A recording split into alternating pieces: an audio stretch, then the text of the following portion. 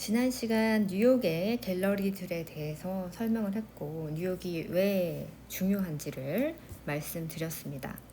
오늘은요 그 갤러리 디스트릭트 중에 어퍼리스트 사이드에서 열리고 있는 여름 전시들 보여드리면서 가격에 대한 이야기를 나눠볼까 해요. 이 어퍼리스트 사이드 같은 경우는 최근 들어서 갤러리가 많이 생기고 있기도 한데 전통적으로 이 부촌이기 때문에 이 어퍼리스트 사이드 갤러리들 같은 경우는 메이저 갤러리들도 있지만 아주 오래된 이 지역에서 오랫동안 자리를 잡은 갤러리들이 많습니다. 그리고 유럽에서 20세기, 19세기, 18세기 이런 작품들을 취급하는 유럽 갤러리들이 이제 뉴욕 지점을 이곳에 갖고 있기도 합니다. 그리고 특징이라면 보통 갤러리들은 1층 상가에 사람들이 눈에 띄는 잘 보이는 곳에 위치를 하고 있는데 이 어퍼리스트 사이드 같은 경우는 좀 특이하게 타운하우스를 개조한 레지덴셜을 개조한 곳에 자리를 잡고 있는 경우가 많습니다. 겉에서 이렇게 언뜻 보면 간판도 잘 안 보입니다. 그리고 갤러리 전체가 빌딩 전체가 갤러리 빌딩이어서 1층부터 6층까지 모두 갤러리로 사용하고 있는 그런 갤러리들도 제법 많아요. 자, 그럼 오늘은 작품의 가격, 이 가격이란 무엇인가, 가격이 어떻게 매겨지는가에 대해서 이야기를 나눠볼게요.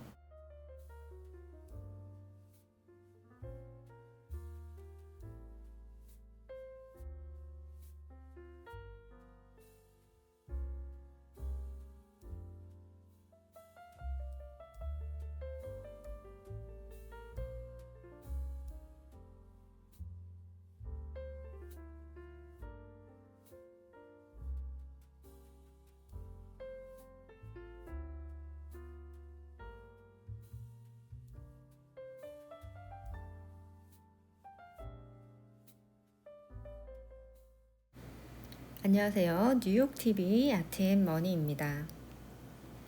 작가님들을 만날 때 되게 당황스러운 경우가 있는데요. 작품이 이 작가님의 인지도에 비해서 너무 비싼 경우 상당히 당황스럽고요.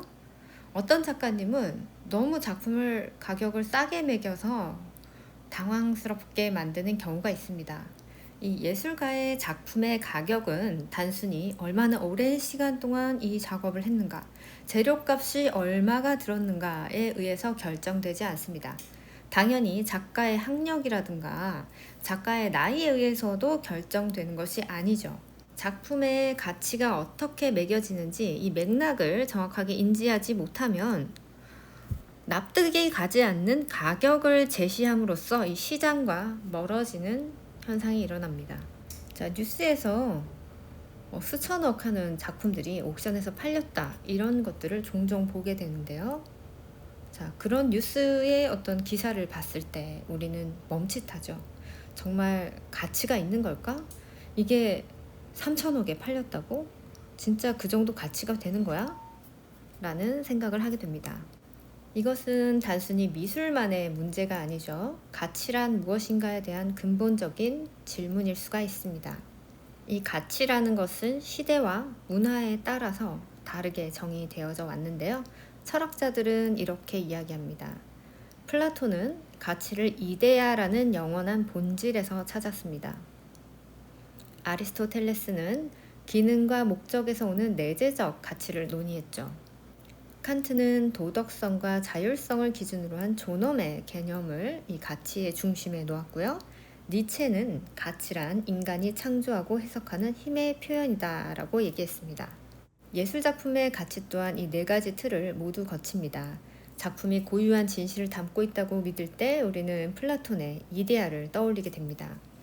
작가가 왜 이것을 만들었는지 묻게 되는 그 순간 아리스토텔레스의 목적론으로 진입을 하게 됩니다. 자, 어떤 분들은 예술의 존재 자체가 존엄한 거야 라고 생각하시는 분들이 있는데요. 자, 그런 분들의 태도는 칸트적인 해석이라고 볼 수 있습니다. 그리고 시장의 흐름과 권력의 상징으로서 예술을 보는 그런 시각은 니체적인 접근이라고도 할 수 있죠. 그렇다면 오늘날 우리는 예술의 가치를 어디에서 측정하고 있을까요? 경제학에서는 이렇게 이야기하죠. 누가 언제 얼마를 원하느냐. 경제학은 가치를 공식처럼 해석할 수 있습니다. 가치는 수요와 공급 그리고 상징 자산의 모든 합이다라고요. 여러분들이 모두 다 아시는 너무나 유명하고 사랑하는 예술가 반 고흐를 예를 들어서 이야기를 해볼까요? 반 고흐는 삶 그 자체가 예술가 한 사람의 생애가 아니라 이 미술 시장에서 가치라는 것이 어떻게 만들어지고 부풀려지는지를 설명하는 상당히 상징적인 이야기라고 할 수 있습니다. 반 고흐는 살아생전에 단 한 점의 그림밖에 팔지 못한 비운의 화가로 알려져 있죠. 가난하고 외롭고 세상으로부터 인정받지 못하고 고통 속에서 그림을 그렸던 그 길을 자른 일화는 어떤 반 고흐의 광기와 천재성을 하나로 엮으면서 오늘날까지도 회자가 되고 우리 모두는 그 스토리를 떠올립니다. 하지만 이 불운한 예술가라는 그런 타이틀, 이미지는 반 고흐가 작고하고 난 후에 오히려 거대한 자산이 되었는데요. 20세기 중반의 반 고흐는 단순한 후기 인상파 작가의 한 명이 아니라 예술가의 순수성, 자기 희생, 그리고 자본주의 시스템과의 괴리를 상징하는 인물이 되었습니다. 그의 작품은 아름다운 풍경화, 자아상이라기보다는 예술의 본질을 묻는 하나의 철학적인 상징이 되었죠. 자, 반 고흐의 대표적인 작품 중에 하나인 붓꽃이라는 작품이 있습니다. 1987년에 소더비 경매 당시에 당시 기준으로는 상당한 높은 가격이었죠. 5,300만 달러에 낙찰이 되었는데요. 이 작품이 이 가격에 팔린 이유는 작품이 너무 훌륭해서 회화적으로 너무 완성도가 높아서 때문만이 아니죠. 이 작품이 반 고흐의 것이기 때문이었습니다. 이 고흐라는 이름 뒤에 수십 년간 축적된 상징성과 이야기, 또 제도권 안에서 이것을 승인하는 과정들, 컬렉터들의 욕망, 그리고 문화사적 위치가 복합적으로 작동을 했기 때문에 천문학적인 가격을 받을 수 있었던 겁니다. 자, 이런 역사를 가진, 상징성을 가진 이 예술가의 작품 하나는 역사적 상징인데요. 돈을 많이 지불하면 소유할 수 있는 하나의 유산이 되는 겁니다. 이 컬렉터 입장에서는 단순한 어떤 수집가 이상의 의미가 있는 것이죠. 문화의 일부를 차지한 그런 사람이 되는 것입니다. 그래서 사치품을 소장하는 것과는 차원이 다른 상황이 되는 것이죠. 그래서 컬렉팅 중에 가장 고차원적이고 어려운 것이 바로 이 미술품 수집입니다. 자, 그렇다면 이 가치는 어떻게 탄생하는 걸까요? 무엇에 의미를 부여하고 무엇에 시간을, 돈을, 감정을 투자하고 있는 걸까요? 이 반 고흐의 가치는 처음에는 회화적인 능력에서 출발했습니다. 예술성에서 출발을 한 거죠. 하지만 오늘날 이 가격이라는 것에는 사회적인 해석, 문화적인 상징, 역사적 전환점, 이 모든 것들이 얽힌 복합체 그 자체입니다. 자, 이런 생각을 하시는 분들도 있죠. 진정한 예술은 가격하고 상관이 없다고요. 하지만 시장은 작품을 판매하기 위해서뿐만이 아니라 이 작품이 사회적으로 어떤 의미를 갖는지를 수치로 요약하기 위해서 가격을 매기기도 합니다. 이 미술 시장에서 작품의 가치는 크게 4가지 요소로 작동을 하는데요. 작품 자체의 예술성이 있어야 되고요. 작가의 경력과 정체성이 도드라져야 됩니다. 그리고 작품의 맥락과 서사, 이것은 너무나 중요하고요. 4번째로는 시장의 반응과 수요가 합쳐지면 이것을 매기는 요소가 작동을 하는 것이죠. 이 4가지 요소가 서로 유기적으로 작동을 하면서 한 요소만으로는 충분하지가 않고 아무리 훌륭한 작품이라도 맥락이 없으면 주목을 받을 수가 없습니다. 그리고 이미 유명한 작가라고 할지라도 서사 없이 그저 반복되는 스타일이라면은 결국 시장은 그 작품을 외면하게 됩니다. 자, UBS에서 매년 아트마켓에 관한 보고서를 발표를 하죠. 그 조사에 따르면 컬렉터들이 어떤 요소를 가장 많이 고려하나 작품을 살 때 그것을 설문조사를 했더니 컬렉터들은 이렇게 이야기를 했습니다. 가장 많은 비율로 그냥 내 마음에 드는 걸 고른다. 가격은 상관없고 내 마음에 드는 것을 고른다라고 얘기했습니다.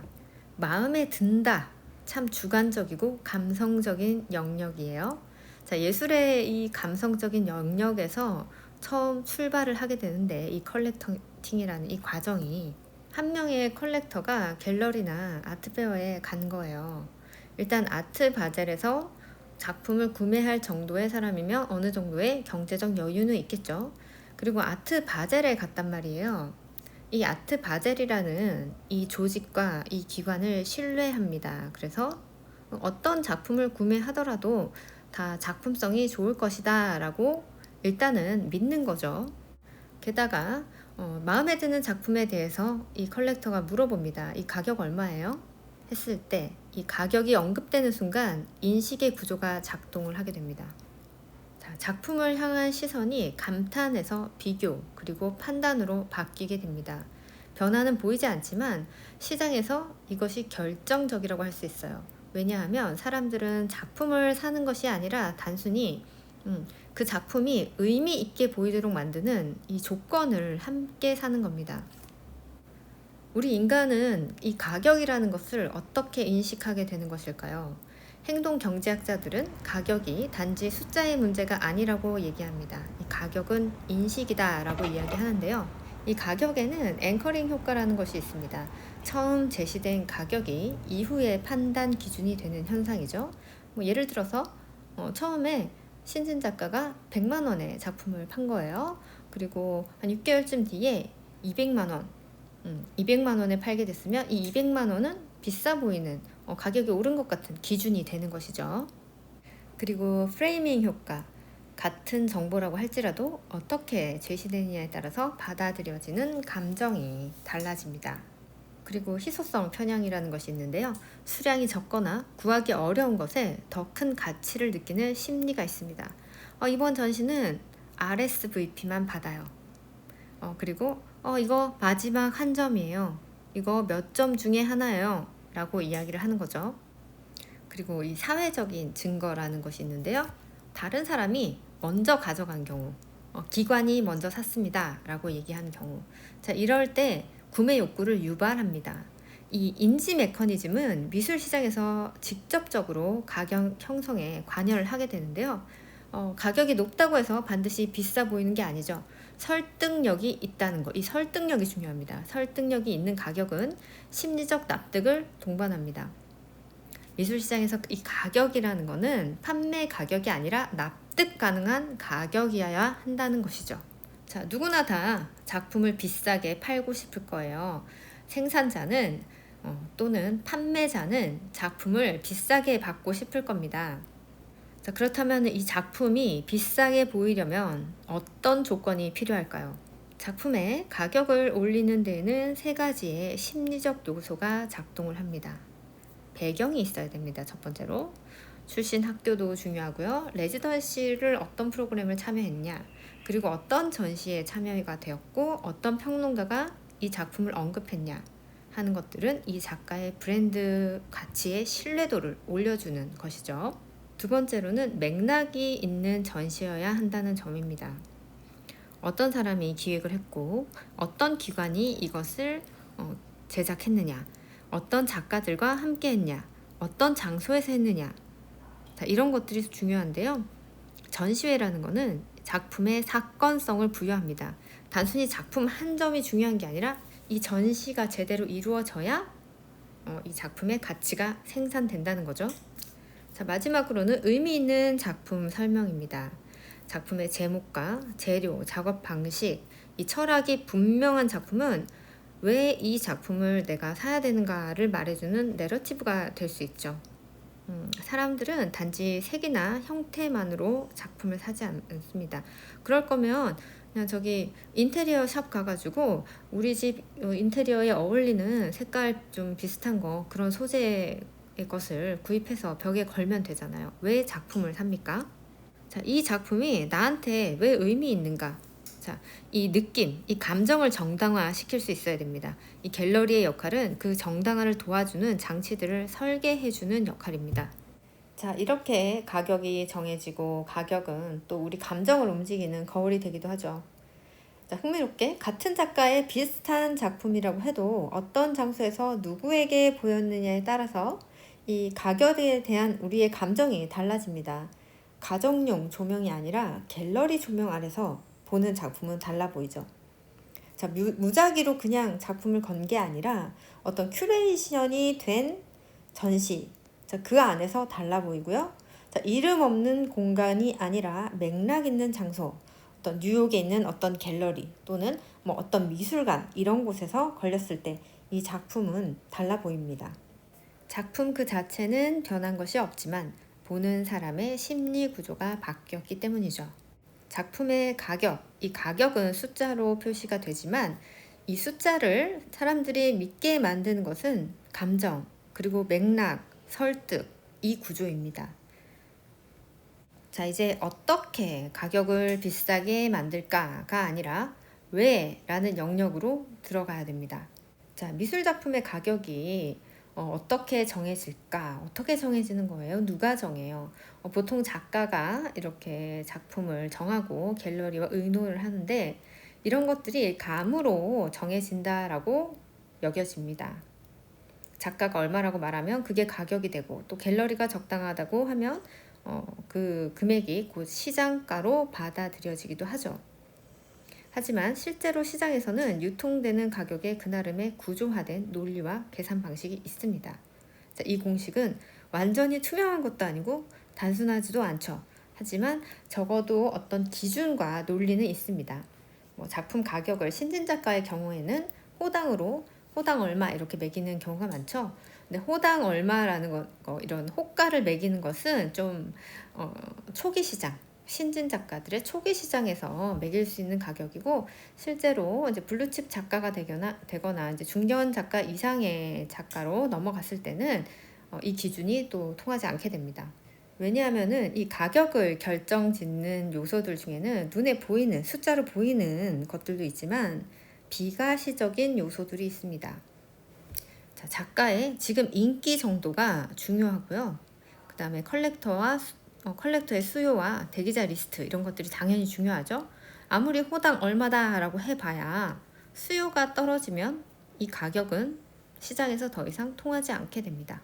그리고 갤러리의 입지와 브랜드 파워는 상당히 중요합니다. 일부 작가들은 갤러리와 작가가 5대5로 무조건 나눠야 된다라고 생각하시는 분들도 있을 텐데 이것은 갤러리와 작가가 동등한 선상에서 있을 때 이야기고요. 갤러리의 브랜드 파워가 높고 작가가 브랜드 파워가 없을 때는 이건 통하지 않는 얘기고요. 반대로 작가가 상당히 인지도가 높고 갤러리가 브랜드 파워가 없다. 이런 경우에는 또 반대로 이루어집니다. 실제 이 메이저 시장에서는 전혀 통하지 않는 얘기입니다.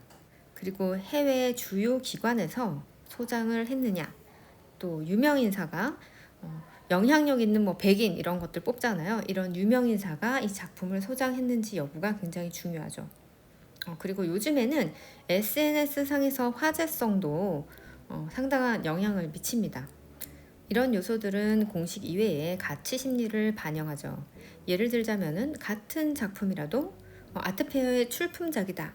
아니면 기관이나 어떤 이런 곳에 전시의 출품작이다. 어디서 전시가 되었었다. 이런 것들이 우리를 신뢰하게 하고요.